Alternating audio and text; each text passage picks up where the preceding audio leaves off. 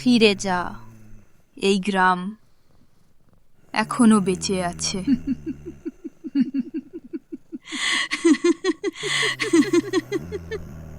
এখনো চাইলে তুমি ফিরতে পারো, না হলে গল্পটা শুরু হচ্ছে।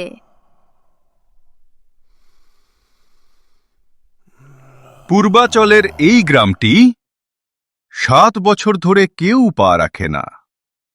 লোকে বলে এখানে রাত নামলে মৃতরাও ঘুমায় না। একটা সময় ছিল এই গ্রামটা নাকি হাসিতে ভরে থাকত, ধানের মাঠ, হাটবার, পুজোর গান। আর এখন লোকজন একে ডাকে ভূত গ্রাম। আমি রুদ্র, আর আজ আমি ক্যামেরা নিয়ে যাচ্ছি সেই গ্রামে।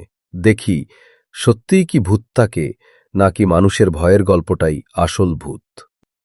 ও বোকা, একা একা ভূতগ্রামে যাচ্ছিস? পাগল নাকি তুই? একা কই, তুই তো আছিস। আচ্ছা, ডায়লগ মারিস না, সিরিয়াসলি বল, ইন্টারনেট ভালোভাবে চলবে তো ওদিকে? ওইটা বুঝবি অল্প পরেই। নেট না থাকলে ভিডিও পরে আপলোড করব, আগে ফুটেজ তুলতে হবে। গ্রামটার নাম কি বললি? বকুলডাঙ্গা, তাই তো? হ্যাঁ, বকুলডাঙ্গা। 5 বছর আগে নদীর ভাঙনে, সাইক্লোনে আর এক্সপ্লোশনে পুরো গ্রামটাই নষ্ট হয়ে গেছে। যাদের বেশি ক্ষতি হয়েছিল, যারা মারা গিয়েছিল, লোকজন বলে তাদের আত্মারা এখনো ঘুরে বেড়ায়। আর তুই ভাবলি এই ভয়াবহ ইতিহাসের মধ্যে ক্যামেরা নিয়ে ঢুকে পড়বি? ইউটিউব চ্যানেল বাড়াতে হবে মাম্মি। ভয়ঙ্কর কন্টেন্ট তো বেশি ভিউ। আর তোর গা যদি ভূত টান দিয়ে তোলে, তখন ভিউ দিয়ে কি করবি? তুই তো আছিস, রিপোর্ট বানাবি। উদীয়মান ইউটিউবারের অকাল মৃত্যু ভূত গ্রামে। আচ্ছা, বেশি ফাজলামি করিস না। কিছু অদ্ভুত দেখলে আগে মাথা ঠান্ডা রেখে চিন্তা করবি। সবকিছু ক্যামেরায় রেকর্ড করিস, কিন্তু তোর নিজের সেফটি আগে। জি ম্যাডাম রিপোর্টার। আর শোনো, আমি সব রেকর্ডিং লাইভ ব্যাকআপ রাখবো, যা পাঠাবি। যদি হঠাৎ তোর সিগন্যাল কেটে যায়, আমি অন্তত শেষ ফুটেজগুলো পাবো। এত প্ল্যান? তুই তো চাইছিস আমি না ফিরি। চুপ, ফালতু কথা বলবি না। ফিরে না এলে আমি তো তোকে... ঠিক আছে, ঠিক আছে। এক টুকরা হাড় আর হার্ড ডিস্ক নিয়ে ফিরেও আসব। ভালো করে শ্যুট করো, আর পৌঁছালে লোকাল কারো সাথে কথা বলিস। গ্রামটার আসল কাহিনী জানতে হবে। পাশের গ্রাম, চায়ের দোকান, বিকেল। ছোট চায়ের দোকান, কয়েকজন লোক বসে। গাইজ, এখন আমি বকুলডাঙ্গার পাশের গ্রামে।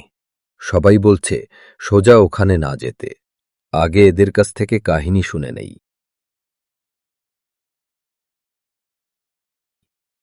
কাকু, একটু জিজ্ঞেস করব? তুমি শহরের ছেলে না? হ্যাঁ কাকু, আমি রুদ্র। বকুলডাঙ্গা গ্রামের বিষয়ে ডকুমেন্টারি বানাচ্ছি। ওসব বাদ দে বাবা, ওদিকে যাওয়ার দরকার নাই। কেন কাকু? শুনেছি গ্রামটা নাকি একসময় খুব সুন্দর ছিল। কি হয়েছিল আপনি জানেন? আমি সেই গ্রামেরই লোক। আগে বুঝতাম না ভাগ্য কাকে বলে, এখন বুঝেছি। বকুলডাঙ্গা ছিল একেবারে নদীর ধারে, সুন্দর ধানের গন্ধ। তারপর প্রথমে আসল নদী ভাঙন। এক একটা রাত চোখের সামনে দেখতে পেয়েছি ঘর বাড়ি নদীর পেটে যাচ্ছে। তারপর 1 বছর বাদে সাইক্লোন। বৃষ্টি যেন আকাশ ফেটে পড়ল। আমরা তখন ভাবছি এই শেষ, কিন্তু ফিরে এসে দেখলাম আসল শেষটা তখনও আসেনি। ওই সময়েই গ্রামে একটা কেমিক্যাল গুদাম ছিল।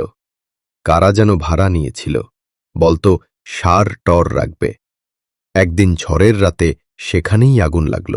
তারপর একটা বিকট ধাক্কা। চোখ, নাক, কান সব দিয়ে আগুন আর ধোঁয়া আসতেছিল মনে হয়। অনেকেই ততক্ষণে ঘুমিয়েছিল, কেউ বাইরে যেতে পারেনি।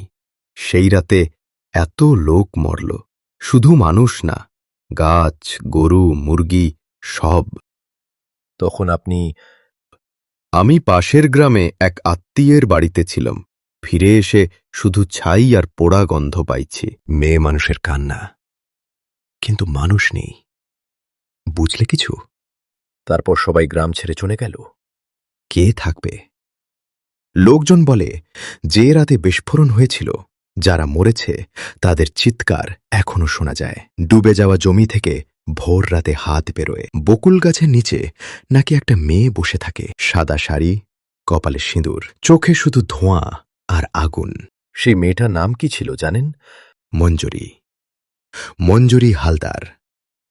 ওর বিয়ে ঠিক হয়েছিল বিস্ফোরণের কিছুদিন আগে, কিন্তু শ্বশুরবাড়ি আর জুটল না, শুধু শ্মশান। মঞ্জুরি। কিন্তু মনে রাখিস, ভূতের ভয় নাই যাদের, তাদের জন্য সব জায়গা নিরাপদ না। আমি শুধু সত্যিটা দেখাতে চাই কাকু। আপনি কি আমাকে পথটা দেখিয়ে দিতেন? পথ সবাই দেখিয়ে দিতে পারে, কিন্তু ফেরার পথটা তোকে নিজেকেই খুঁজতে হবে।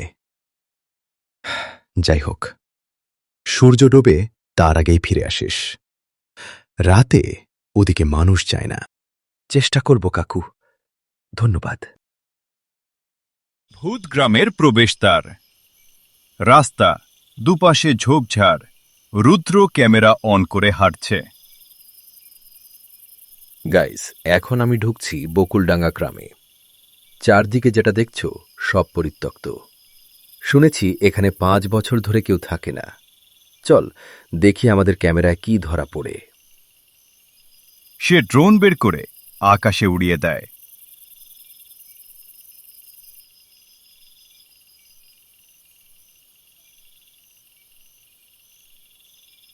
ড্রোন ফুটেজে দেখা যায় ভাঙা ঘর, ডুবে থাকা জমি, ভাঙা বাঁশের বেড়া।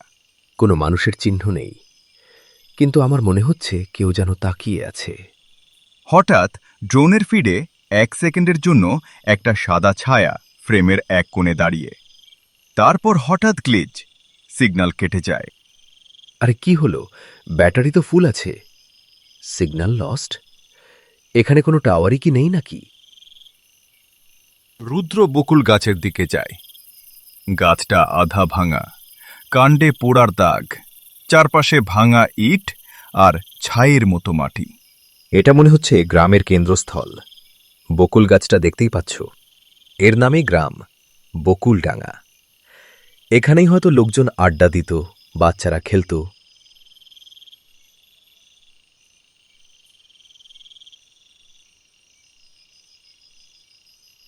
এটা দেখো গাইস, হয়তো কোনো ছোট মেয়ের ছিল, নাম না জানা একটা গল্প। হঠাৎ ডান দিক থেকে খুব ধীরে, মৃদু গলায় একটা ফিস ফিস শুনতে পাওয়া যায়। নাম তো ছিল খুব সুন্দর নাম। কেউ আছেন? হয়তো বাতাসের শব্দ। সাউন্ড মাইক বেশি সেন্সিটিভ হয়ে গেছে। এখন সামনে এগোই।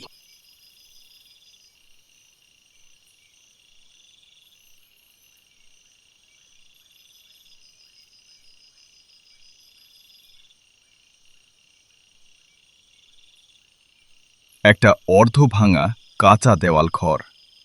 দরজা নেই, ভেতরে কালো দাগ, ছাদ ভাঙা। ভেতরে ঢুকে ক্যামেরা ঘোরায়। এক পাশে পুড়ে যাওয়া খাট, অন্য পাশে উল্টে থাকা মাটির হাঁড়ি। দেওয়ালে হাতের ছাপের মতো কালো দাগ। হঠাৎ মাইকের মধ্যে ক্ষীণ একটা মেয়েলি কণ্ঠ। দরজা খুলছিল না কেউ, আমরা আটকে গেছিলাম। হুজ দেয়ার? কে? তনয়া, যদি এই ফুটেজ রেকর্ড হয় প্লিজ পরে শুনে আমাকে বলবি আমি পাগল হয়েছি কিনা। বাড়ি থেকে বেরিয়ে রুদ্র একটা উঁচু জায়গায় উঠে মোবাইল বার করে। তনয়ার সাথে ফোন, সিগন্যাল গন্ডগোল। ভিডিও কল কানেক্ট হয়। তনয়া দেখা যায়। হ্যালো, তুই ঠিক আছিস? ক্যামেরা কেমন কাজ করছে?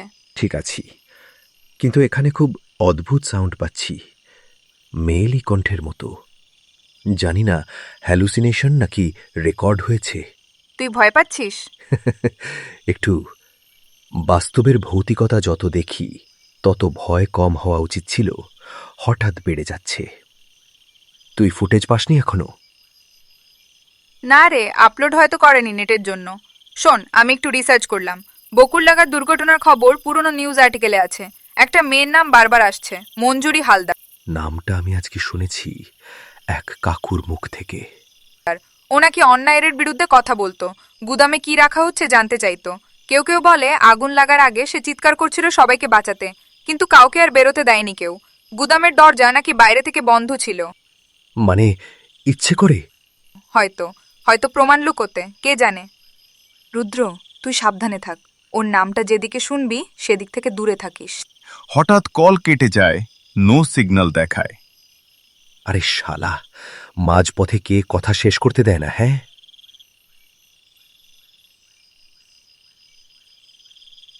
সন্ধ্যা নামছে, আকাশ লালচে। রুদ্র আবার বকুল গাছের দিকে ফিরে আসে, একটা জায়গায় বসে ক্যামেরার সামনে কথা বলছে। গাইজ, এখন প্রায় সন্ধ্যা। কাকু বলেছিল অন্ধকার হওয়ার আগেই ফিরে যেতে, কিন্তু আমার মনে হচ্ছে আসল গল্পটা শুরুই হয়নি। এই গ্রামে একটা মেয়ের নাম বারবার শুনছি, মঞ্জুরি। কেউ জানে না সে এখন ঠিক কোথায়। হঠাৎ পিছন থেকে নরম কণ্ঠ। আমি তো এখানেই আছি। কে? তুমি আমাকে ডাকছিলে, বারবার নাম নিচ্ছিলে, শোনোনি? তুমি তুমি মঞ্জুরি? এই গ্রাম একসময় আমাকে এই নামেই ডাকত। ক্যামটা কাজ করছে না কেন? আগেও তো ঠিক ছিল। ভূতের সঙ্গে মানুষের প্রথম দেখা সবসময় ক্যামেরায় আটকায় না। তুমি কি দেখো, কি দেখাও, সেটা সবসময় এক হয় না রুদ্র। তুমি আমার নাম কিভাবে জানো? এই গ্রামে নতুন কেউ এলে তার নাম আগে বাতাসে ফিসফিস করে। বাতাস আমার পুরনো বন্ধু। অনেক মানুষের শেষ শ্বাসের সঙ্গে ওকে দেখি। তুমি মানুষের মতোই দেখতে। মানুষের মতোই ছিলাম তো এক সময়, কিন্তু মানুষরা আমাকে মানুষ থাকতে দিল না। তুমি কি আমাকে ভয় দেখাতে এসেছো? যদি ভয় পেতে তবে এতদূর একা চলে আসতে। তুমি তো সত্যি খুঁজতে এসেছো। আমি সেই সত্যির একটা অংশ। তুমি আমার ভিডিওতে আসবে, সবাইকে সব বলবে। কি হয়েছিল সেদিন? কে দরজা বন্ধ করেছিল? তুমি কি সত্যি জানতে প্রস্তুত? যে সত্যি শোনার পর হয়তো তুমি আর তোমার সেই স্ক্রিনের সামনে নিরাপদে বসে কথা বলতে পারবে না। আমি ইউটিউবার ঠিক আছে, কিন্তু আমি মানুষও। যদি তোমার গল্প মানুষকে অন্যায়ের বিরুদ্ধে দাঁড়াতে শেখায়, তাহলে আমি শুনবই। ঠিক আছে, কিন্তু প্রথমে এই গ্রামটা আবার একবার আমার চামার চোখ দিয়ে দেখ। তার হাত বাড়ায়। রুদ্র কিছুক্ষণ দ্বিধা করে তারপর হাত বাড়িয়ে দেয়।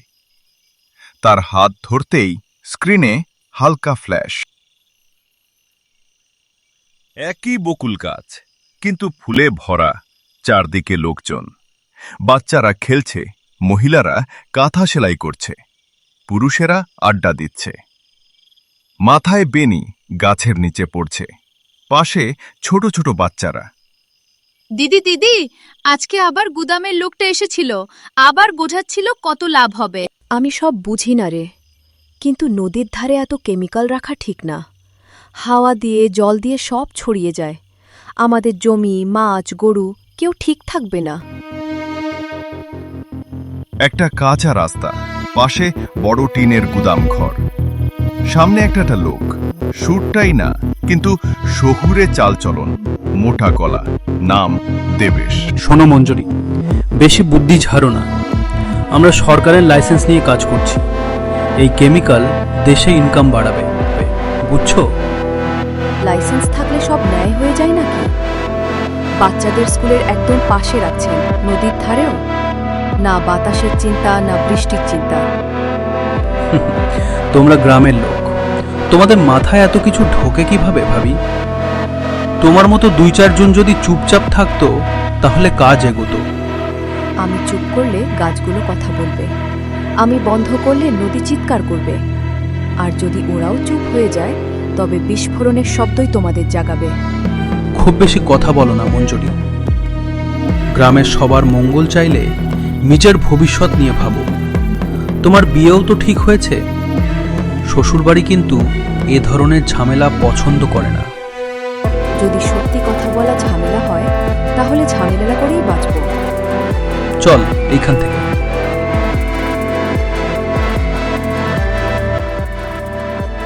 তুই পারবি? ভয় পাবি না?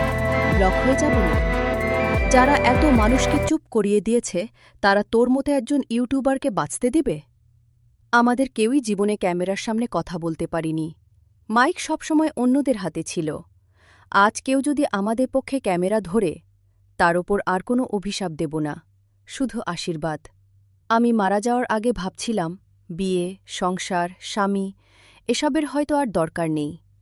যদি কেউ আমাদের কথা শুনত তাহলে একটা গ্রাম বেঁচে যেত। এভাবে মরতে হলো বলে আমার আত্মা আজও শান্তি পায়নি। যদি তোর ক্যামেরায় মুখ দেখতে পায় লোকজন, তাহলে হয়তো একদিন শান্তি আসবে। দেবেশ, তুই মরেও শান্তি পাইনি, এখানেও আবার মুখ বন্ধ করতে এসেছিস।